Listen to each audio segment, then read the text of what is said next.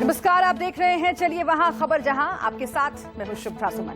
मोदी मंत्रिमंडल में हुई ताबड़तोड़ फेरबदल के बाद आज दिन भर नए नवेले मंत्रियों के पदभार संभालने की तस्वीरें आती रही और बिना देर किए बैठकों का दौर भी शुरू हो गया। विस्तार के बाद मोदी कैबिनेट की पहली बैठक में कई बड़े फैसले किए गए। ये बैठक वीडियो कॉन्फ्रेंसिंग के जरिए हुई, अभी चल भी रही है। मोदी सरकार के 3 कैबिनेट मंत्री पहली बैठक के बाद मीडिया से मुखातिब हुए। सूचना प्रसारण मंत्री अनुराग ठाकुर, कृषि मंत्री नरेंद्र सिंह तोमर और स्वास्थ्य मंत्री मनसुख मंडाविया ने प्रेस कॉन्फ्रेंस में कई बड़ी घोषणाएं की। इसमें किसानों को सशक्त करने की कोशिशें, कोरोना की तीसरी लहर से निपटने की तैयारी सबसे अहम है। कोरोना से लड़ाई के लिए 23,123 करोड़ के इमरजेंसी हेल्थ पैकेज का ऐलान किया गया। इसके अलावा 1 लाख करोड़ रुपए एपीएमसी मंडियों के जरिए किसानों तक पहुंचाने की भी घोषणा की गई है। प्रधानमंत्री मोदी की नई कैबिनेट ने कामकाज का मोर्चा संभाल लिया है, लेकिन एक सियासी मोर्चा भी है जहां उतनी ही शिद्दत से आगे बढ़ने की कोशिश बीजेपी कर रही है। कल के फेरबदल के बाद लोकसभा की 20% से ज्यादा सीटों वाले उत्तर प्रदेश की मंत्रिमंडल में भागीदारी करीब 20% हो गई है। मोदी कैबिनेट के 77 मंत्रियों में से 15 अब यूपी से हैं। नए चेहरों में जातिगत समीकरणों का पूरा ख्याल रखा गया है, लेकिन केंद्र सरकार के लिए किसान आंदोलन अभी भी बड़ी चुनौती बनी हुई है। किसान नेता गुरनाम सिंह चढ़ूनी की एक अपील के बाद किसान आंदोलन पर सियासत के आरोप और गहरा गए हैं। किसान आंदोलन को लेकर मोदी की नई टीम ने आज फिर से एक बार अपनी नीति साफ की है। उधर जम्मू कश्मीर में भी सरकार की नीति साफ है, लेकिन कश्मीर घाटी में आतंक की नई आहट से जुड़ी खबर भी आपके लिए जाननी जरूरी है और कैसे आतंक के सफाए का ऑपरेशन चल रहा है। अगले 1 घंटे तक इन सभी खबरों पर विस्तार से बात करेंगे। बने रहिए हमारे साथ, चलिए वहां खबर जहां में। केंद्रीय मंत्रिमंडल विस्तार के बाद मोदी कैबिनेट की आज 2 अहम बैठकें हुई हैं। केंद्रीय मंत्रिपरिषद की बैठक में पीएम मोदी खुद मौजूद रहे। बैठक में आगे की रणनीति को लेकर मंथन किया गया। वीडियो कॉन्फ्रेंसिंग के जरिए हुई दूसरी बैठक में किसानों को फायदा पहुंचाने का फैसला किया गया। बैठक के बाद स्वास्थ्य मंत्री मनसुख मंडाविया, सूचना प्रसारण मंत्री अनुराग ठाकुर और कृषि मंत्री नरेंद्र सिंह तोमर ने संयुक्त प्रेस कॉन्फ्रेंस करके बैठक में हुए बड़े फैसलों की जानकारी दी है। सुनिए। हमारे सामने आई जो समस्याएं हमारे सामने आई, वो भविष्य में हमारे सामने इस स्थिति को हम भविष्य में कैसे निपटे, उसके लिए ये पैकेज 2 लाया गया है। पैकेज 2 में कुल मिला के 23,123 करोड़ रुपीस 23,000 करोड़ रुपीस का एक पैकेज है।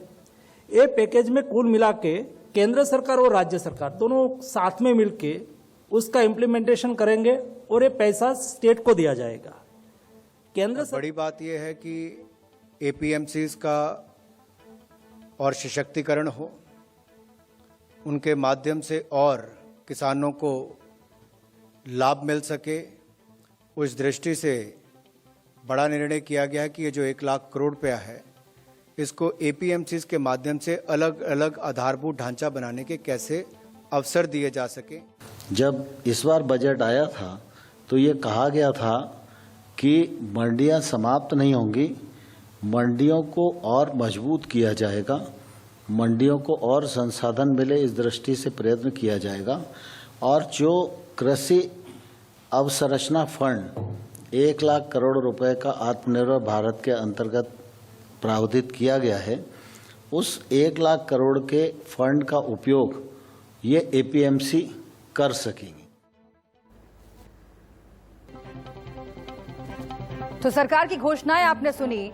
अब कैबिनेट में कृषि कानून को लेकर जो बातें आज कृषि मंत्री द्वारा और अनुराग ठाकुर ने कही हैं, उन पर किसान नेता राकेश टिकैत ने क्या कुछ कहा है, ये भी आप सुनिए। 7 महीने से ज्यादा का किसान आंदोलन और एक बार फिर से कृषि मंत्री का बयान आया है और उन्होंने किसान संगठनों से कुछ अपील की है। हमारे साथ बात करने के लिए राकेश टिकैत जी मौजूद हैं, उनसे सीधे बात कर लेते हैं। कृषि मंत्री साहब ने कहा है कि आपसे फिर से अपील की गई है सभी संगठनों से। ये कहा गया है कि जो सभी यूनियन है वो कानून वापस लेने के प्रस्ताव को छोड़कर किसान किसी भी मुद्दे पर सरकार से बात कर सकते हैं। नहीं, हम दूसरे मुद्दों पर भी बात करें तो ये कहते हैं वे कि नहीं, पहले कानून पर बात करो, और जो मामले हैं उस पर तो नहीं करना चाहती। एमएसपी पे बात करना चाहती है सरकार। एमएसपी पे बात करें, बिजली अमेंडमेंट बिल पे बात करें, जो और मसले हैं उस पर बात करना चाहती है क्या? इन्होंने साफ मना कर दिया। उन्होंने कहा कि पहले कानून पर बात करेंगे और कानून वापसी होंगे नहीं, तो पहले कंडीशन लगाए रहे या ना और पर बात करना चाहते हैं। आपने जैसे कहा अभी, तो अगर ये और मसलों पर बात करने के लिए तैयार है तो फिर बात होगी कि आगे बढ़? नहीं, हमने कहा ना, ये तो उस टाइम पे भी बात हो रही थी। एमएसपी पे बात करो, और मामले पे बात करो। अगर इस पे गतिरोध बन रहा है कानून वाले पे, तो दूसरे मामले पे बात करो। लेकिन उन्होंने कहा कि पहले कानून का स्पष्टीकरण दो, उसके बाद में आगे बातचीत होगी। ये कोई बात नहीं करना चाहते, ये देश की जनता को गुमराह करना चाहते हैं, ठीक है। और ये कंडीशनल बात करना चाहते हैं। कंडीशनल बात किसान नहीं करेगा, कंडीशनल बात नहीं करेगा। ये तो ये कह रहे कि भाई रिक्वेस्ट कर रहे, आज वो बात कर लो, कहीं की वो करो भाई, अपील क्यों करो? आप हमको चिट्ठी भेजो, विदाउट कंडीशन बात करो, तो हम बात करेंगे बिल्कुल। लेकिन इस शब्द को फिर से मैं पूछूंगा कि जैसे कि वो कह रहे हैं कि कानून वापस लेने के प्रस्ताव को छोड़कर किसान किसी, तो अब अगर ये होता है तो क्या आगे कुछ परस्यू हो सकती है बात? ये कह रहे हैं कि उसमें जो वो है संशोधन। तो पहले कैबिनेट विस्तार हुआ, उसके बाद बैठकों का सिलसिला चल पड़ा है और इन बैठकों में कई महत्वपूर्ण फैसले लिए जा रहे हैं। कैबिनेट विस्तार और उसके बाद लिए गए फैसलों का सिरा कहीं न कहीं चुनावों से जाकर जुड़ता है, जो होने वाले हैं कुछ अहम राज्यों में। हम समझने की कोशिश करेंगे कि आखिर किस तरह के समीकरण साधने की कोशिश हो रही है। हमारे साथ कुछ खास मेहमान जुड़ेंगे। इस वक्त हेमंत तिवारी जी हमारे साथ जुड़े हुए हैं, वरिष्ठ पत्रकार हैं, और अब से कुछ देर में उमाकांत लखेड़ा जी भी हमारे साथ जुड़ेंगे। लेकिन हेमंत तिवारी जी, शुरुआत आपसे करते हुए, सोशल इंजीनियरिंग की चर्चा खूब होती है, कैबिनेट विस्तार में इसका खासा ध्यान रखा गया है। एक तरीके से इस तरह की छवि बनाने की कोशिश की गई है कि ओबीसी दलितों की ये सरकार है और उसी से परिपूर्ण मंत्रिमंडल है, क्योंकि अभी का जो आंकड़ा है, जो 7 मंत्री उत्तर प्रदेश से बनाए गए हैं, उनमें से 6 पिछड़ी और अनुसूचित जाति के हैं, और अब जो आंकड़ा मिल रहा है, जो कुल मंत्रिमंडल में मंत्रियों की संख्या है, उनमें से 47 दलित और पिछड़े वर्ग से हैं। क्या जो कोशिश की गई है प्रधानमंत्री मोदी की तरफ से, उसका सकारात्मक असर होता हुआ आप देखते हैं? क्या इस तरह के जो फैसले हैं उन्होंने पहले काम किया है सियासी मद्देनजर और चुनावों के मद्देनजर? देखिए शुभ्रा, सियासी तजुर्बे अगर फायदे के हों, उसको छोड़ना कब चाहिए? उत्तर प्रदेश, बिहार जैसे राज्य जहां विशुद्ध राजनीतिक परिणाम, चुनावी परिणाम जाति आधार पर होते हैं, और वहां अगर किसी पार्टी ने कामयाबी के साथ इस फॉर्मूले को अप्लाई किया हो, बम्पर रिजल्ट पाया हो, तो निश्चित रूप से उसको आगे बनाए और बढ़ाए रहना चाहिए। यही हुआ 2014 के पहले। ये जो ओबीसी है, गैर यादव ओबीसी, ये भारतीय जनता पार्टी का बहुत कमिटेड वोट बैंक नहीं माना जाता था। इसमें कुछ जातियां भाजपा को वोट करती थी, लेकिन 2014 के बाद जो पॉलिटिक्स बदली इस देश में, उसमें एक बड़ी बात आप देखिए कि ओबीसी खासतौर से उत्तर प्रदेश में यादवों को छोड़ दे, बल्कि मैं तो ये कहूंगा यादवों के भी बहुत अच्छे खासे वोट 2014 में मिले, 2017 के असेंबली इलेक्शंस में मिले, और शायद 2019 में मिले, क्योंकि जो यादव बेल्ट की सीटें हैं, अगर वहां भारतीय जनता पार्टी कैंडिडेट जीतता है, इसका मतलब वोट उनके मिले। ऐसा क्यों हुआ, थोड़ा समझने वाली बात है। ठीक है हेमंत जी, मैं लौटूंगी आपके पास, और मैं लौटूंगी आपके पास, क्योंकि समझना बहुत जरूरी है कि आखिर किस तरीके से ये समीकरण आगे काम करेंगे। और जो फैसले लिए गए हैं, सबसे महत्वपूर्ण है जातिगत समीकरणों को साधने की कोशिश की गई है, लेकिन कई बार जो जमीन पर दिखता है और जो प्रतीकात्मक सुधार किए जाते हैं, उनमें कई एक गहरी खाई होती है। इस खाई को पाटने के लिए वक्त है अभी, क्योंकि उत्तर प्रदेश में चुनाव होने वाले हैं कुछ महीनों के बाद। क्या इन कुछ महीनों में उस दिशा में बढ़ने में मोदी सरकार कामयाब हो पाएगी, बीजेपी कामयाब हो पाएगी, जो कि जीत के रास्ते पर ले जाता है? समझने की कोशिश करेंगे, लेकिन कुछ खास और महत्वपूर्ण जानकारियां आपको हम देते हैं। पीएम मोदी के मिशन 2022 को ध्यान में रखते हुए यूपी से 7 नए चेहरों को कैबिनेट में जगह दी गई है। इन चेहरों के जरिए यूपी चुनाव 2022 में बीजेपी ने बड़ा दांव चला है, है। ये चेहरे कौन कौन से हैं, अब आप ये देखिए 2022 में फिट हैं क्या ये चेहरे, और इसी से क्या अपना जो गेम है उसको हिट करना चाहती है बीजेपी। कौशल किशोर आवास एवं शहरी विकास राज्य मंत्री बनाए गए हैं। अनुप्रिया पटेल वाणिज्य और उद्योग राज्य मंत्री बनाई गई हैं। पंकज चौधरी वित्त राज्य मंत्री। भानु प्रताप वर्मा सूक्ष्म लघु और मध्यम उद्योग राज्य मंत्री। बीएल वर्मा उत्तर पूर्वी विकास और सहकारिता राज्य मंत्री। अजय कुमार गृह राज्य मंत्री। एसपी सिंह बघेल कानून और न्याय राज्य मंत्री। तो ये नए जो मंत्री हैं उनकी लिस्ट हमने आपको बताई, लेकिन नए 7 चेहरों के अलावा कुल अब 15 चेहरे ऐसे हैं जो यूपी से ताल्लुक रखते हैं, यूपी से मोदी कैबिनेट में शामिल हुए हैं। इनमें खुद पीएम नरेंद्र मोदी भी आते हैं, वो यूपी की वाराणसी लोकसभा सीट से सांसद हैं। इसके अलावा यूपी से बाकी जो 14 नाम हैं वो भी आप जरा देख लीजिए तो समझने में आगे आसानी होगी। मोदी कैबिनेट में स्पेशल 15 कौन कौन से उत्तर प्रदेश के लिहाज से? पीएम नरेंद्र मोदी वाराणसी से सांसद, राजनाथ सिंह लखनऊ से सांसद, स्मृति ईरानी अमेठी, मुख्तार अब्बास नकवी रामपुर, महेंद्र नाथ पांडे चंदौली, साध्वी निरंजन फतेहपुर, संजीव बालियान मुजफ्फरनगर, वीके सिंह गाजियाबाद, कौशल किशोर मोहनलालगंज, अनुप्रिया पटेल मिर्जापुर, पंकज चौधरी महाराजगंज, भानु प्रताप वर्मा जालौन, बीएल वर्मा बदायूं, अजय कुमार खीरी और एसपी सिंह बघेल आगरा से सांसद। तो ये हमने आपको उन मंत्रियों की लिस्ट बताई है जो उत्तर प्रदेश से ताल्लुक रखते हैं, वहां से जीत कर आए हैं, और वो उनका संसदीय क्षेत्र क्या है ये भी हमने आपको बताया। लेकिन इन सब के बीच कुछ महत्वपूर्ण प्रतिक्रियाएं भी आपको सुनवाना जरूरी है। केंद्रीय विधि और न्याय मंत्री एसपीएस बघेल के मुताबिक देश की जनता को जल्द न्याय दिलाने का वो पूरा प्रयास करेंगे और इसीलिए इस तरीके से फैसले लिए गए हैं, ये प्रतिनिधित्व रखा गया है। एसपीएस बघेल से खास बातचीत की है हमारे संवाददाता संजय शर्मा ने, आप सुन लीजिए। विधि न्याय राज्य मंत्री एसपीएस बघेल साहब हमारे साथ में मौजूद है। बघेल साहब, अच्छा मंत्रालय मिला है आपको, देश की कानून व्यवस्था की जिम्मेदारी दे दी गई है आपको। जी, मैं माननीय प्रधानमंत्री जी का आभार प्रकट करना चाहूँगा, गृह मंत्री जी का, नड्डा जी का, कि जिन अपेक्षा उम्मीद और आकांक्षाओं को लेकर के मंत्रिमंडल में जगह दी है और विश्वास व्यक्त किया है, अपनी पूरी मेहनत ईमानदारी और लगन के साथ हार्ड वर्क करके उनके विश्वास को पूरा करने का काम करेंगे। सर, कई सारे इस मंत्रालय के कई सारे ऐसे अहम बिल थे जो पार्लियामेंट में भी थे, कई सारे बड़े बड़े ऐसे डिसीजन आए थे, जैसे 3 तलाक को लेकर के कई सारे ऐसे बिल थे जो इस मंत्रालय ने तैयार किए थे। सर, आगे भी इस मंत्रालय की क्या ऐसी इतनी ही अहम भूमिका रहेगी? सर, अभी तो कल ब्रीफिंग है, विभाग को जानने का, समझने का, पढ़ने का हम लोग कोशिश करते हैं। और इस पर बात करने के लिए हमारे साथ 2 खास मेहमान जुड़े हुए हैं। हेमंत तिवारी वरिष्ठ पत्रकार जिनसे हम बातचीत कर रहे हैं, उमाकांत लखेरा भी अब हमारे साथ जुड़ गए हैं, वरिष्ठ पत्रकार और उत्तराखंड के सीएम के पूर्व सलाहकार रह चुके हैं। बहुत शुक्रिया आप दोनों का हमसे जुड़ने के लिए। उमाकांत लखेरा जी, आपसे मैं इस हिस्से की शुरुआत करती हूँ क्योंकि चर्चा तिवारी जी से चल रही थी कि आखिर उत्तर प्रदेश के लिहाज से जो फैसले लिए गए हैं, जो रिप्रेजेंटेशन दिया गया है उत्तर प्रदेश को आगामी चुनावों को देखते हुए, वो जमीन पर कितना कारगर होगा? क्योंकि अब कुल मिलाकर जो मंत्री उत्तर प्रदेश से ताल्लुक रखते हैं, वहां से जीत कर आए हैं, उनकी संख्या 15 हो गई है, उसमें खुद नरेंद्र मोदी, राजनाथ सिंह भी शामिल हैं।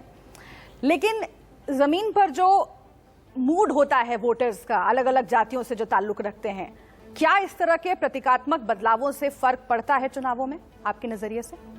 देखिए, अगर आपके पास बाकी चीजें आपकी सही हो रही हैं तो ये चीजें काम करती हैं, लेकिन बाकी चीजें सही नहीं हो रही हैं तो ये चीजें काम नहीं करती हैं। आप गाय बचाने का आंदोलन करेंगे और इंसानों की लाशें गंगा में तैरती हुई पाई जाएंगी, सैकड़ों लाशें, हजारों लाशें।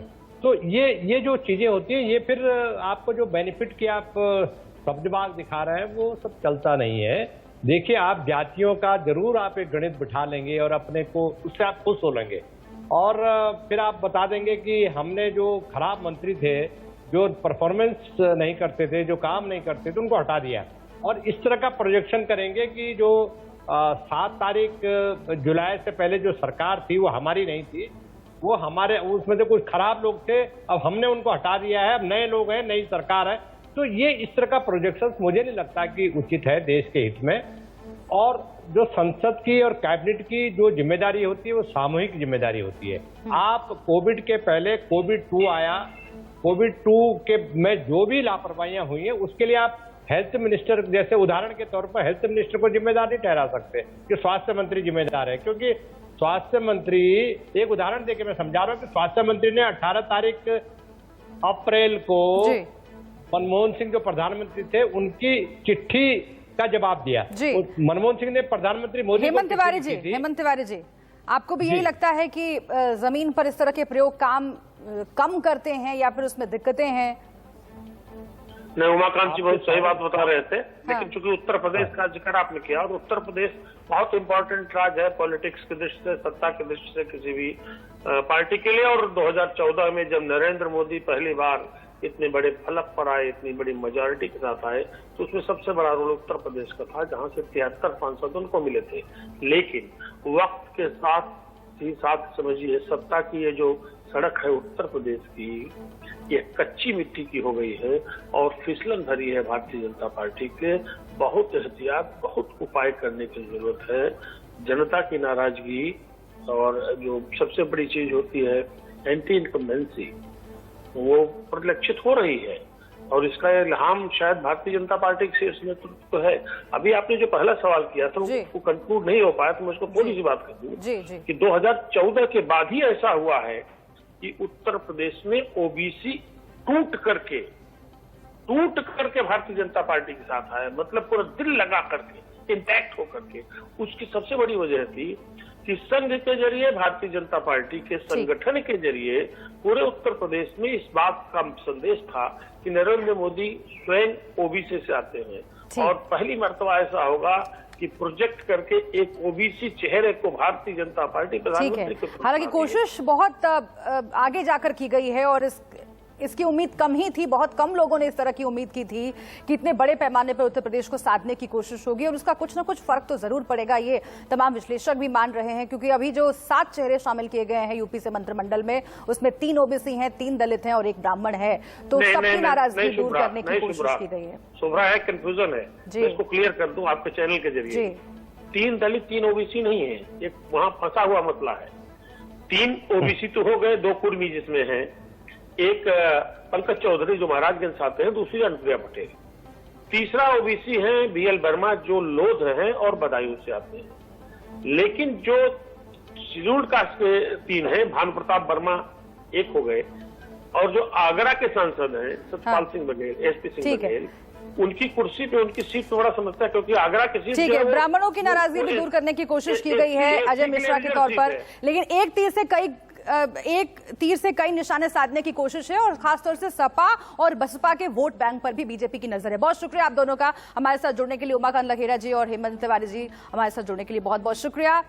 लेकिन इन सब के बीच एक बड़ी खबर आपको बताना जरूरी है। ब्लॉक प्रमुख चुनाव में सीएम योगी की बड़ी जीत हुई है। जी हां, बड़ी कामयाबी बीजेपी के हाथ लगी है। 275 ब्लॉक में बीजेपी के निर्विरोध अध्यक्ष बने हैं। राज्य में 826 ब्लॉक में हो रहे हैं चुनाव।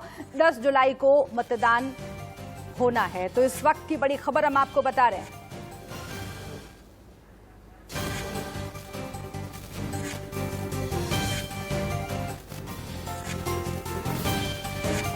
ये बड़ी खबर एक बार फिर से पंचायत चुनाव के बाद देखिए फिर से एक बार बीजेपी की बड़ी जीत। ब्लॉक प्रमुख चुनाव में सीएम योगी की बड़ी कामयाबी। 275 ब्लॉक में बीजेपी के निर्विरोध अध्यक्ष बने हैं। और इन सब के बीच एक और अहम खबर, उत्तर प्रदेश में ब्लॉक प्रमुख पद के नामांकन के दौरान कई जगहों पर हिंसा की भी घटनाएं हुई हैं। 4 तस्वीरें आपके सामने हैं जिनके जरिए आपको प्रदेश के हालात के बारे में हम बता रहे हैं। लखीमपुर खीरी में एक महिला के साथ मारपीट की कोशिश हुई है जिससे हंगामा खड़ा हो गया। वहीं गोरखपुर में सपा कार्यकर्ताओं की पुलिस से भिड़ंत हो गई। इसके बाद पुलिस ने लाठीचार्ज कर दिया। उसके बाद सपा कार्यकर्ताओं ने पुलिस पर पत्थर भी बरसाए। तो इस बड़ी खबर के साथ एक छोटा सा ब्रेक हम ले रहे हैं, लेकिन चलिए वहां खबर जहां में खबरें और भी हैं, आप बने रहिए हमारे साथ।